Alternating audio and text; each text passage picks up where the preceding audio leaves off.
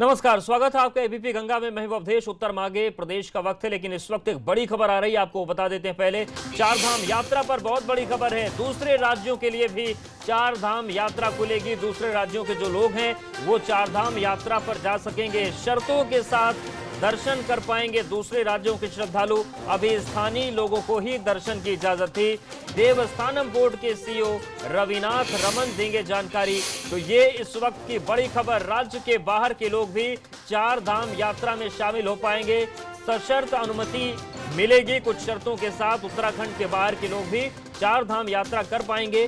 Devasthanam board के CEO इस पूरे मामले में 4 बजे प्रेस कॉन्फ्रेंस करेंगे और ये काफी महत्वपूर्ण प्रेस कॉन्फ्रेंस होगी। इसके बारे में जानकारी हम आपको देंगे और देवस्थानम बोर्ड के सीईओ बताएंगे कि वो क्या शर्तें हैं, क्या नियम है जिसके आधार पर उत्तराखंड के बाहर के लोग भी चार धाम यात्रा पर जा सकेंगे। बद्रीनाथ, केदारनाथ, गंगोत्री, यमुनोत्री में दर्शन वो कर सकेंगे। लेकिन बड़ी खबर, पहले भी इस बात की कवायद चल रही थी, चर्चा चल रही थी, लेकिन अब साफ हो गया है कि जो दूसरे राज्यों के श्रद्धालु हैं वो भी चार धाम यात्रा कर पाएंगे। अभी तक स्थानीय लोगों को ही दर्शन की इजाजत थी, लेकिन शर्तों के साथ अब चार धाम यात्रा की शुरुआत होने जा रही है। और ब्यूरो चीफ अजीत सिंह राठी हमारे साथ जुड़ गए। अजीत जी, क्या तैयारियां हैं और कब से ये यात्रा शुरू हो जाएगी, अनुमति कब से मिल जाएगी? अभी देखिए, ये 4 बजे बोर्ड के देवस्थानम बोर्ड के मुख्य कार्यकारी अधिकारी रविनाथ रमन, जो गढ़वाल के कमिश्नर भी हैं, उनकी प्रेस कॉन्फ्रेंस होने वाली है। तो ये एक इनपुट हमें अपने सूत्रों से मिला है कि चार धाम यात्रा को बाहर के लोगों के लिए खोला जाएगा और उसमें कुछ शर्तें होंगी। शर्तें स्वास्थ्य संबंधी होंगी कि वो पूरा स्वस्थ है कि नहीं, कोविड-19 का टेस्ट करा के उनको लाना पड़ेगा लेटेस्ट। और इसके अलावा और भी तमाम चीजें होंगी। एक दिन में कितने लोग आ सकेंगे और कितने लोग एक धाम पर जा सकेंगे। तो इस तरह से बहुत सारी कंडीशन लगाई गई हैं कि जो बाहर के लोग हैं वो ताकि वो दर्शन कर सकें। क्योंकि आप देख रहे होंगे कि राज्य के रहने वाले लोगों के लिए, जो यहाँ के स्थानीय लोग हैं, उनके लिए चार धाम यात्रा खोली गई थी। लेकिन फिर भी मतलब ऐसा लगा नहीं कि चार धाम यात्रा खोल रही है, क्योंकि लोकल लोग कम यात्रा करते हैं और बाहर के लोग ज्यादा यात्रा करते हैं। चार धाम यात्रा का सरोकार केवल उत्तराखंड से नहीं है, पूरे देश से है। तो जब देश के लोग आते हैं तब चार धाम यात्रा का एक विहंगम रूप सामने आता है। तो इसीलिए अब सरकार ने फैसला लिया है, जिसकी जानकारी 4 बजे देवस्थानम बोर्ड के सीईओ देंगे कि जो बाहर से आने वाले लोग हैं उनको किन शर्तों का पालन करना होगा और कैसे शुरू होगी। शुक्रिया आपका जानकारी और अपडेट्स को देने के लिए। उत्तर माघे प्रदेश की शुरुआत करते हैं और उत्तर माघे प्रदेश में आज हम बात करेंगे कानपुर के बर्रा कांड की, जिसका समापन पुलिस की नाकामी और संजीत की हत्या की खबर के साथ हुआ। लेकिन समापन केवल संजीत की जिंदगी का है। सवाल तो अनगिनत हैं और हालात जैसे हैं उसमें लगता है कि अनंत काल तक सवाल बने भी रहेंगे। हमारा सीधा और सबसे अहम सवाल यह है कि क्या कानपुर पुलिस में बड़े बदलाव की फौरन जरूरत है। सवाल यह है कि नकारेपन की इंतहा होने के बाद भी बड़े फैसलों को लेने में देरी क्यों? आखिर क्या वजह है कि कानपुर अपराधियों के लिए स्वर्ग सरीखा हो गया है? मुख्यमंत्री योगी आदित्यनाथ ने बर्रा मामले में सख्त कार्रवाई कर दी, लेकिन सवाल यह है कि कानून का राज कानपुर में कब आएगा? जब थाने थाने का संज्ञान खुद सीएम लेंगे तब। और सवाल यह भी है कि संजीत की हत्या की जिम्मेदारी कौन लेगा? बंदूक उठा लेने का ऐलान करने वाली मां के सीना चीर देने वाले जो सवाल हैं, उन सवालों का जवाब कौन देगा? एक बहन का भाई हमेशा के लिए छीन लेने का हिसाब आखिर कौन देगा? उत्तर मांग रहा है प्रदेश। जब बेबसी पहाड़ सी हो जाती है, बेबसी में जकड़कर जिंदगी बिलबिलाती है, तब फूटती है बगावत, तब होती है बंदूक की बात। सवाल उठे तो आखिर क्यों ना उठे? गुनाह अपने चरम पर हो, पुलिस अपने धर्म पर न हो, तब संजीतों का मरना ही उनकी नियति हो जाती है। अब हो रहे हैं सस्पेंशन, निपटाए जा रहे हैं अधिकारी, लेकिन नाकाम कानपुर पुलिस की कब खत्म होगी लापरवाही? वही एसएचओ, पूर्व एसएचओ जो रणजीत राय हैं, उनके जो ऑपरेशनल फेलियर और परिवार वालों को जिस हिसाब से उन्होंने हैंडल किया है, उसमें काफ़ी जो इनिशियल स्टेजेस में जो भी लापरवाही हुई है, उसी के चलते ही उनको सस्पेंड किया गया है। बीते कुछ समय से कानपुर पुलिस फेल ही तो रही है, लेकिन संजीत की मां के दर्द का जवाब कौन देगा? और मेरे बेटे की बैग भी चाहिए, डेड बॉडी भी चाहिए, सब कुछ चाहिए, मोबाइल भी चाहिए। ये रंजीत राय ने ये की है। जल्लादों ने मेरे बेटे को पकड़ के गला घोट दिया। मेरे बेटे को पकड़ के गला घोट दिया। संजीत की बहन के सवालों का जवाब कौन देगा? अब एक्शन में क्यों नहीं आई? क्यों नहीं आई? एक्शन में आ जाती तो मेरे भाई के साथ इतना बड़ा ना होता। आखिर कब बदलेगी कानपुर पुलिस की कार्यशैली? लचर रवैये से कानपुर पुलिस को कौन बाहर निकालेगा? जिम्मेदार अफसरों के हवाले कब होगा कानपुर? कब होगा कानपुर पुलिस के गुनहगार चेहरे का इलाज? सीएम ने लिया संज्ञान, बर्रा कांड में बड़ी कार्रवाई। कब जागेगी खाकी? कब खत्म होगी लापरवाही की अंगड़ाई? उत्तर मांगे प्रदेश। तो सवाल बड़े हैं और इन सवालों का जवाब हम जानेंगे। हमारे साथ रुचि यादव भी जुड़ गई हैं, मृतक संजीत की बहन। अशोक पांडे जी, प्रवक्ता भाजपा, उनसे हम ये जानेंगे कि सरकार किस तरीके से आगे बढ़ेगी। अनुराग भदौरिया, नेता सपा, सुरेंद्र राजपूत, नेता कांग्रेस, और उमेश सिंह जी, एक्स IPS हैं। आप सभी का से बात करेंगे, लेकिन सबसे पहले रुचि आपके पास आते हैं। 1 महीने से इंतजार था कि सिस्टम जागेगा, पुलिस जागेगी, कार्रवाई आगे बढ़ेगी और भाई घर लौटेगा, लेकिन खबर एक बुरी आ गई। क्या गुजर रही है आप लोगों पर?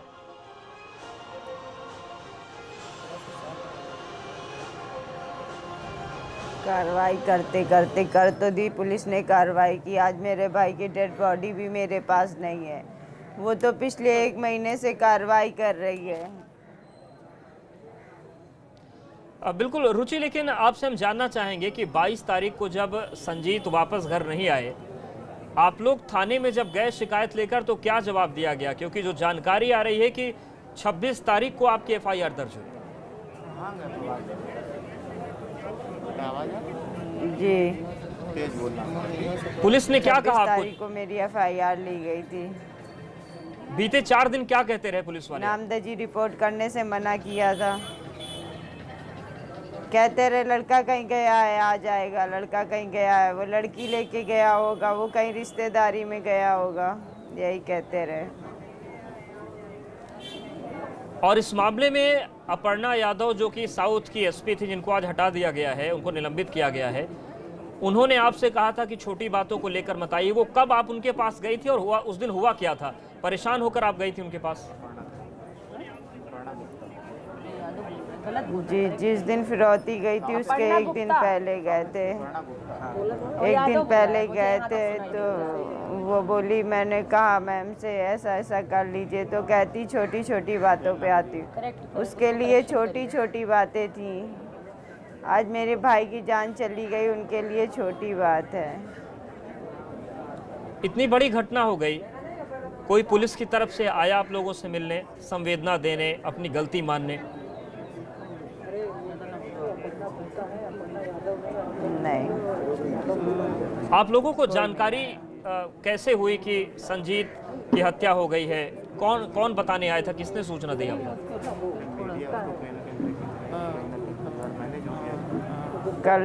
कल सुबह पापा जी हमारे गए थे थाने पर कि क्या हुआ, मेरा केस कब खुलेगा।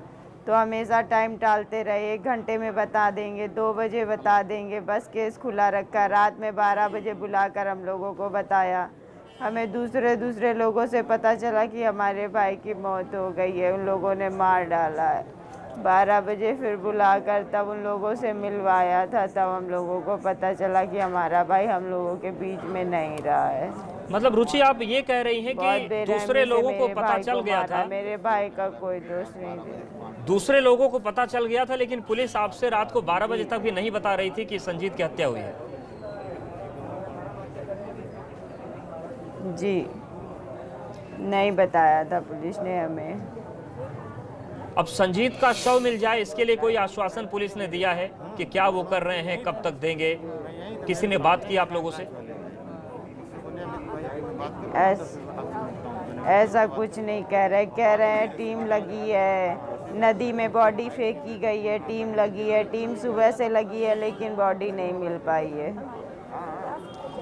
रुचि, क्या आप लोगों को, आपने पुलिस के सामने अंदेशा जताया था कि अगर देर हुई तो परिणाम ये भी हो सकता है, जिसके बीच में आप लोग फंसकर इस वक्त टूट रहे हैं? जी, मैंने पहले दिन ही कहा था, जब शास्त्री चौक पे धरना रखा था तभी कहा था, लेकिन फिर भी पुलिस ने मेरी बात को नहीं सुनी थी। आज मेरी बात सुनी होती तो ये दिन ना देखना पड़ता, मेरा भाई मेरे पास होता। अगर पहले से ही इसी जांच करती पुलिस, शुरू में ही सक्रिय हो जाती तो आज मेरा भाई मेरे साथ होता। रुचि, जो पैसे को लेकर तमाम चीजें आई थी, फिरौती को लेकर, किसने आप लोगों को विभाग से सलाह दी थी कि आप लोग फिरौती दे दीजिए, उसके बाद हम लोग उसी दौरान पकड़ लेंगे? बेटा पानी जी,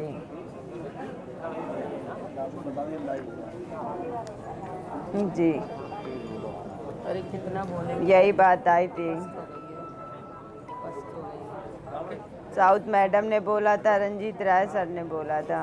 जी, हाउस सर्वर काहे लगा रही हो सर? और रुचि, ये भी आपसे जानना चाहेंगे कि जब फिरौती दी गई उसके बाद जो अपहरणकर्ता थे वो बैग लेके भाग गए, इसके बाद भी आप लोगों ने सवाल किया होगा कि आप लोगों का प्लान फेल हो गया, भाई कैसे घर आएगा? उसके बाद क्या जवाब मिला आप लोगों को? जी, कौन आया? जी, कोई जवाब नहीं मिला। ये कहते आगे फिर हमें कोई क्लू मिलेगा, क्लू का इंतजार करते रहे। पुलिस आने दो, पुलिस अब आप लोग क्या चाहते हाँ हैं? भैया आया होगा। आने दो, आने दो, आप लोग अपना काम करिए, आने दीजिए। ठीक है सर, मैं अभी आपसे बात नहीं कर सकती हूँ रेडियो लाइन ऑर्डर आया। सर, मैं बात नहीं कर सकती हूँ, कोई हमसे मिलने आए हैं। ठीक है रुचि, और शायद हम- आपकी आवाज सिस्टम तक पहुंचे, सिस्टम जागे। जो पाप के प्रतिमान सिस्टम में बैठे हैं उनको अपने इंसान होने का एहसास हो जाए, इसलिए आपको जोड़ना जरूरी था। और अब सीधे मेहमानों का रुख करते हैं। अशोक पांडे जी, ये हालत है आपके कानपुर के प्रोफेशनल और उत्तर प्रदेश पुलिस की कि अगर कोई लड़का गायब हो जाए, परिजन कहें कि कहीं कुछ अनहोनी ना हो जाए, तो पुलिस कहती है लड़की के साथ चला गया होगा। शर्म आनी चाहिए ऐसे सिस्टम को, और ये सिस्टम बना रहे तो फिर सबके लिए शर्म की स्थिति होगी।